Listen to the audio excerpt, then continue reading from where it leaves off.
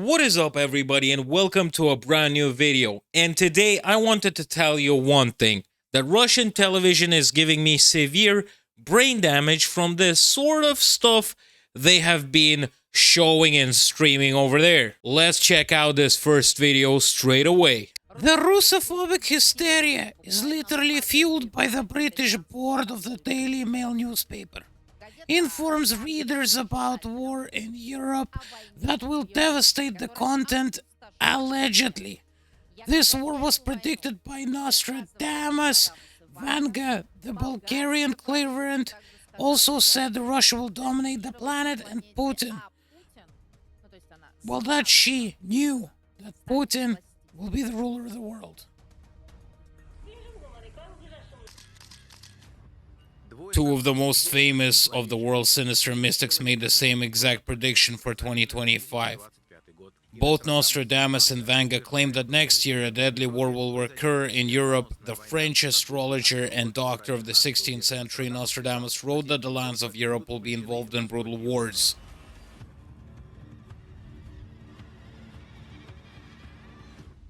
Then he added the speculative, enticing phrase, "Ancient plague will be worse than enemies." Meanwhile, Baba Vanga also expressed concern about the conflict in Europe in 2025, which he said would devastate the population of the continent. In 1979 interview, she even said that Russia would dominate the world and President Vladimir Putin would become the ruler of the world. In an interview with the writer Valentin Sidorov, she said Putin's glory would remain intact. She said everything would melt away as ice. Therefore, behind, in fact, glory Vladimir, the glory Russia, everything would be removed from the path, and not only would be prevented, but he would become the ruler of the world. Sounds like a plan. Journalism in Russia has hit such a high standard that the journalist on television is saying that Putin is going to be the ruler of the world based on the predictions of Vanga and Nostradamus. Are they literally out of their mind? This is state television I'm talking right here. And when I was talking about politicians smoking something very hard, I was wrong. The TV presenters are the ones who are giving out most crazy and stupid things on television just to keep the population of Russia minds away from what is really going on inside of Russia and in Ukraine. And this is not the only crazy thing that I'm going to be showing you today that happened on Russian television. A monument to war was erected in the Ulyanovsk region. But since everything is done in Russia in a sloppy manner, the monument depicted a NATO soldier. As you could see right here, he's literally holding an M16 or an M4 rifle. I'm not the biggest rifle expert out there. However, the author claims that the monument depicts a Russian soldier with a trophy weapon, and he started saying that because a lot of people were starting to get angry at him because everybody is saying, look, this is a NATO soldier literally on the image, because you could see the NATO equipment that he has and a NATO rifle. But it turns out that the Russian soldier has such bad uniforms that he had to take it as a trophy from a NATO soldier. Are they out of their minds? Literally, they're saying stuff like this for that a soldier, a Russian soldier, decided it's a good idea to take equipment from an army that they're kind of going against. What are they talking about? Really, you would see a guy running, if you're a Russian and you see a guy running around in NATO uniform, you're probably going to be like, what the heck is going on? This guy is probably not on our side. So obviously you can kind of guess that those guys made a stupid, huge mistake by taking an image from the internet, probably of some NATO soldier that looks cool, and put it on the monument. And that is one of the biggest epic fails that has happened in Russia since an image of a Ukrainian soldier with a kid a few months back on the Russian banner saying, "Come and help yourselves." I mean, like, come on. Are you out of your mind? This is just borderline ridiculous. It's like, you have, right, propaganda. And you can't even do that right. You can't even do the propaganda without screwing up and embarrassing yourself.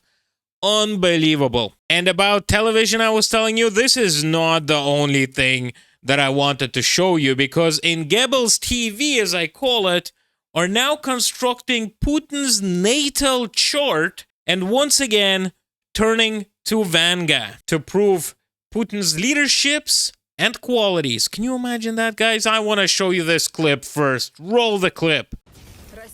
Russia, China, and India together represent simply incredible power. This union, the great Vanga predicted, that much will shake and collapse in the West, and much will rise in the East. China and Russia together will change the economy of all mankind. This is a natal chart of the Russian President Vladimir Putin, built according to the data I have.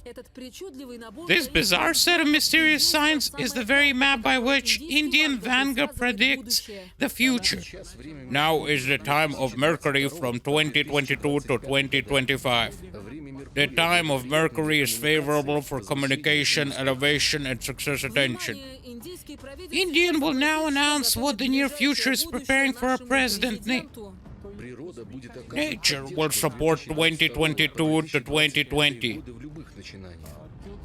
5 years in any undertakings. The 12th house is responsible for interaction with outside world, relationship with other countries. He's already winning, that's it. I actually cannot believe, like, this is embarrassing for the fact of this guy doing the natal chart, which is basically like, it can somehow predict your future by looking at the stars, looking at the year, and all that stuff. Not the biggest believer of that stuff. But I mean, come on, this is the type of stuff that's literally being shown on television right now. And they're being serious about it as well. This is just unbelievably ridiculous. It looks like everything that's happening in Russia right now is out of some crazy and not funny comedy show or something like that. I can't believe this. This is just unbelievable. They're literally using wizardry now in Russia to fill up the space of television instead of showing the destruction and how bad the Russian people actually live. And before anybody tells me, oh, you're lying, everybody in Russia lives so good. We have seen so many videos of foreign people coming into Russia and showing how amazing Russia is. But you need to earn at least $3,600 in Moscow a month to be able to afford a one-bedroom apartment in Moscow and still live there. And I gotta tell you one big secret, guys. 100,000 rubles, which is about $1,000 or $1,100, is considered a very good salary. And not a lot of people earn that much. Usually people earn around 50, 60,000, which is like $500, $600, $700. As we see in the graph right here, you could see that you actually need to pay monthly around like $2,000 to be able to pay off your mortgage every single month. In St. Petersburg, it's lower, $1,500. But you still got to be earning way more so you could actually survive by food, by gas, and all that stuff.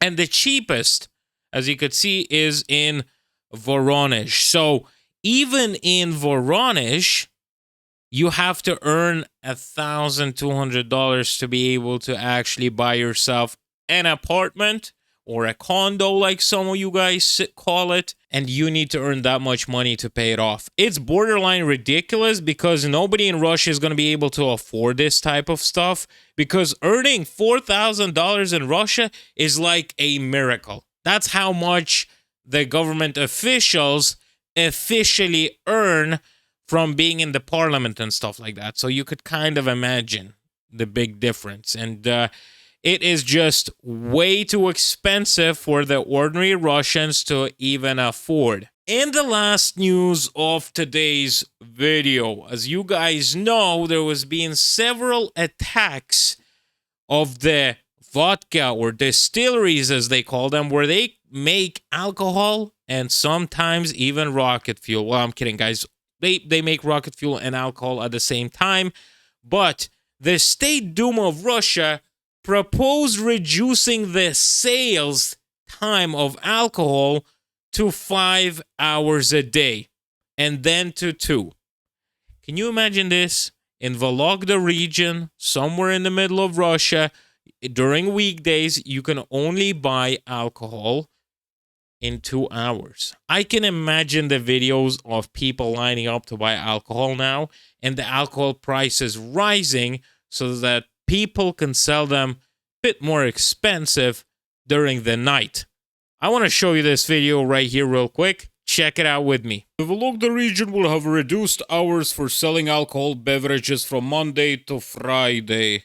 Sales will be carried out from 12 to 2 o'clock in the afternoon. On weekends during New Year and other holidays, the usual trading hours will be maintained.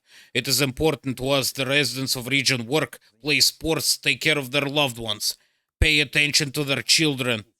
Restrictions will also be introduced for types of retail premises. Our task is to remove pubs and liquor stores. Yes. And you might be wondering, why are they doing this? They're doing this because they have been saying that the Russian population has been in a huge decline because of a lot of deaths that were, done with alcohol. So they thought it's a great idea to lower down the alcohol and not stop the war in Ukraine, where you send thousands of Russian citizens to literally die. But no, let's lower down the alcohol, and then maybe we'll have more people to be able to live. But there's just going to be moonshiners and all that stuff happening. But this reminds me of one thing. First, they started a senseless and unnecessary war, as happened with Afghanistan. Then they banned alcohol, like the prohibition in the USSR. What's next on the agenda? A man-made disaster like Chernobyl and disintegration? This seems like history is truly repeating itself once again. And we see the craziness that is happening inside of Russia. We could see the huge economic decline where people will have nothing else to lose than actually create some sort of an uprising. It is just a matter of time. And don't believe the people who tell you that the economy is doing well, because it's not. If you look at a lot of graphs, and even Russian official graphs, and translate them into English, you will soon understand that Russia, with the current administration, is absolutely screwed. I hope it ends very soon and we will have a new and a democratic leadership which can bring Russia back to some great standards with freedom, liberty, great jobs, freedom of speech, and all the good stuff. That would be a dream come true. Thank you very much for watching today's video. If you enjoyed it, don't forget to subscribe and hit the like button. If you guys want to support the channel, you can also do it through links in the description. There's going to be a coffee page where you could support me and buy me a few coffees. Thank you very much for watching. Stay safe out there, by the way. Stay happy, and I'll see you guys in the next video.